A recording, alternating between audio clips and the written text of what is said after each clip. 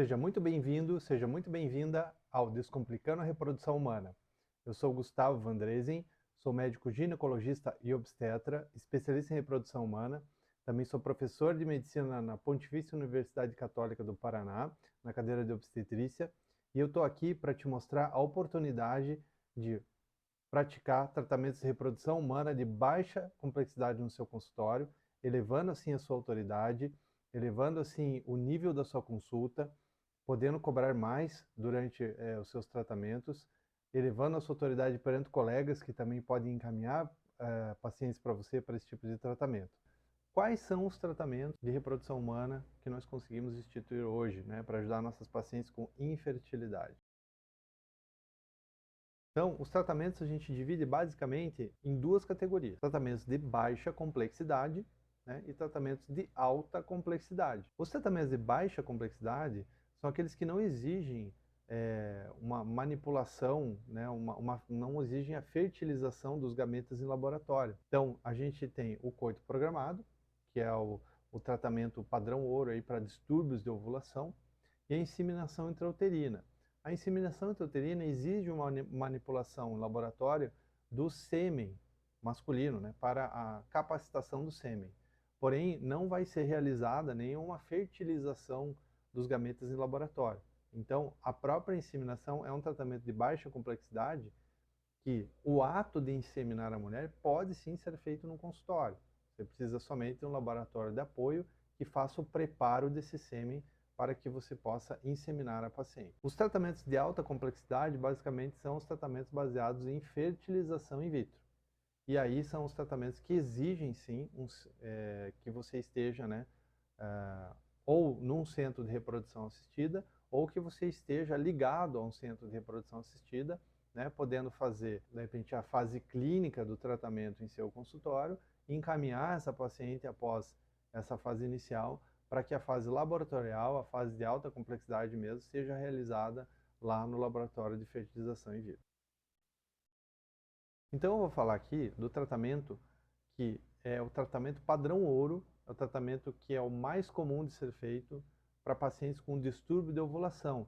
E aquela paciente que eu falei no início, são 25 a 30% dos casos de infertilidade, são devidos a distúrbios de ovulação. E o coito programado, ou namoro programado, como alguns costumam chamar, é o tratamento aí de eleição que nós podemos fazer no consultório, com acompanhamento ambulatorial, sem necessidade de você estar no centro de reprodução humana, sem necessidade de você ser o especialista em reprodução humana.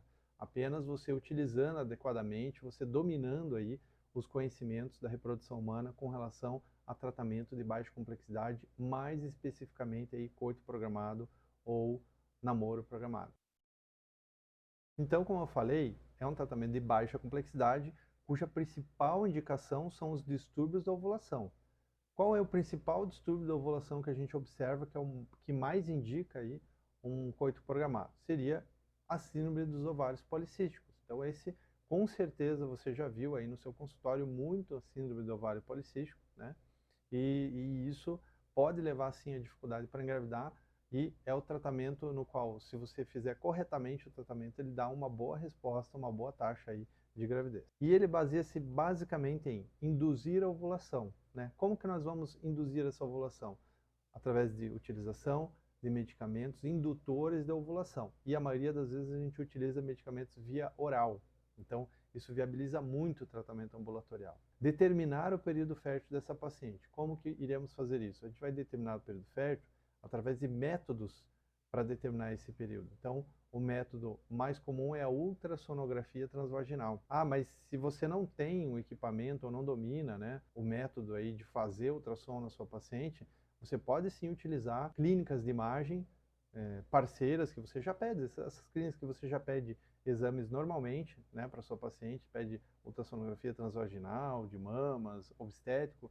Você pode sim pedir um controle de ovulação e fazer esse controle junto com a paciente, né? Então ela pode fazer o ultrassom na clínica e te enviar o resultado desse exame, ou mesmo comparecer no seu consultório para mostrar, para você orientá-la sobre o que deve fazer. Vamos controlar a ovulação dessa maneira, né, fazendo esse controle, né, determinando o período fértil. Como eu falei, esse é um tratamento que não necessita do laboratório, né? Então, nós vamos induzir a ovulação, fazer o controle dessa ovulação ou com ultrassonografia, algum outro método, se por um acaso não houver condições de ultrassonografia, né? Às vezes pode ser que você esteja em algum local aí do Brasil que você não tem nenhuma ultrassonografia, né? Não conta nem com esse método, então a gente pode tentar utilizar algum outro método também, e com isso a gente consegue determinar o período fértil, fazer com que a ovulação realmente ocorra, né? E após você induzir a ovulação, também comprovar que a ovulação ocorreu. Então mostrar para o casal, olha, vocês tiveram relação no período correto e a ovulação realmente aconteceu. Então consegue mostrar para ela, provar que está fazendo realmente o melhor tratamento. Então, a indução da ovulação, que é aquele primeiro momento, ele pode ser feito com medicamentos via oral, com medicamentos injetáveis em alguns casos. Podemos utilizar algumas drogas adjuvantes, né? Tem algumas pacientes que necessitam de alguma medicação junto com esses indutores de ovulação para melhorar aí a performance da indução. E, em alguns casos, algumas suplementações, vitamina D, ácido fólico, enfim, a paciente muitas vezes precisa dessas suplementações para melhorar aí a performance do tratamento.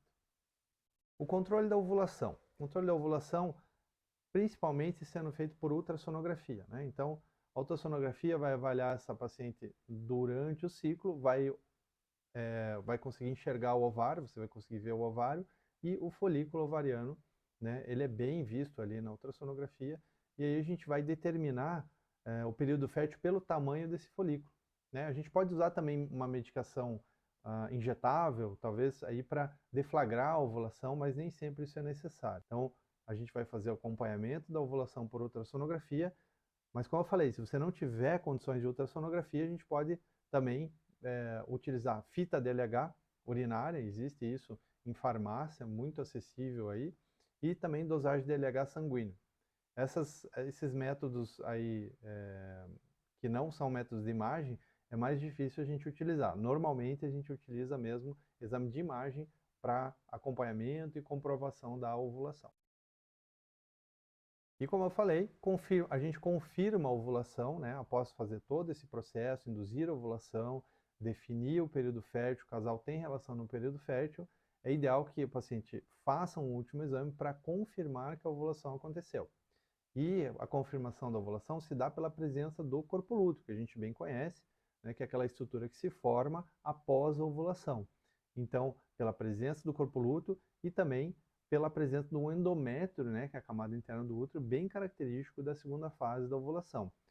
Também a gente pode dosar a progesterona, né, e dependendo da dosagem da progesterona, você consegue afirmar que a ovulação ocorreu. Mas só com a ultrassonografia já é bem possível a gente definir se a ovulação aconteceu ou não. Depois de tudo isso, quando fazer um teste de gravidez? Tudo isso a gente tem que orientar a paciente, né? Porque para você fazer o tratamento de baixa complexidade, mostrar o teu conhecimento, mostrar que você está fazendo um tratamento adequado, é importante orientar ela passo a passo, assim como eu estou falando para vocês. Então, quando que ela deve fazer, e ela vai perguntar isso, quando que eu devo fazer o teste de gravidez, doutor? Né? Ela fica muito ansiosa por isso. Então, o teste de gravidez, a gente pode fazer ou um beta-HCG quantitativo, que seria um exame de sangue, ou um teste urinário, que são esses testes de farmácia, né? Muito acessíveis, já com um dia de atraso menstrual. Então, aquela paciente que tem os ciclos mais regulares e sabe, né, que a menstruação viria no dia X, com um dia de atraso ela pode fazer. Mas grande parte das pacientes que precisam fazer indução de ovulação, fazer um coito programado, elas não têm um ciclo regular. Então, a gente pode considerar 14 dias após a data aí provável da ovulação, mais ou menos, para fazer o primeiro exame de gravidez. E a paciente fez tudo isso, a gente orientou, a gente investigou, mas ela não engravidou. O que eu devo fazer agora? A gente pode repetir o tratamento, né? Esse tratamento, segundo a literatura, ele pode ser repetido até 6 ciclos, né? Até 6 ciclos com ovulação, né? É importante a gente passar isso para a paciente até mesmo antes de começar o tratamento, que as chances de sucesso, chances de gravidez desse tipo de tratamento é em torno de 20% por ciclo de tentativa. Ah, é muito baixo. mas ele é um tratamento que ele restaura a fertilidade natural da paciente. Então, a fertilidade natural de nós, seres humanos, é isso, é em torno de 20, 25% por mês. Então, a gente restaurando para 20% é o ideal. Se a gente falar em taxa cumulativa de gravidez, a gente vai falar, taxa cumulativa de sucesso, vai falar que em 3 a 4 ciclos seguidos, a gente tem uma chance de 40, 50% mais ou menos de sucesso com esse tratamento, que é uma chance muito interessante aí para um tratamento ambulatorial, né, que não é de alta complexidade. E o número máximo de tratamentos que a gente deve fazer pela literatura médica atual é em torno de 6 ciclos seguidos. Após isso, se não houve gravidez, é importante rever a propedêutica, né? E, de repente, encaminhá-la aí para um serviço aí de alta complexidade, porque pode ser que ela precise de uma fertilização in vitro. Bom, então eu queria agradecer você ter assistido aqui até o fim. Com certeza isso agrega muito aí para a tua prática, vai agregar muito para a tua prática do dia a dia. E se você está me vendo aí no YouTube e conhece alguém que pode, algum colega aí que pode se beneficiar, compartilhe isso, né? Comenta aqui nos comentários aí o que você achou, se você tem interesse aí em fazer tratamentos de baixa complexidade no consultório, se você tem interesse na reprodução humana, né? Se você já está fazendo, se já faz esses tratamentos, se tem alguma dúvida que eu possa te ajudar, né? E se você está me vendo no Facebook, também compartilhe, curta, né, o conteúdo, porque isso pode fazer a gente chegar para mais pessoas e ajudar cada vez mais ginecologistas aí a começar a tratar suas pacientes no consultório, a começar a elevar o nível aí da sua consulta com a reprodução humana. Muito obrigado e até a próxima.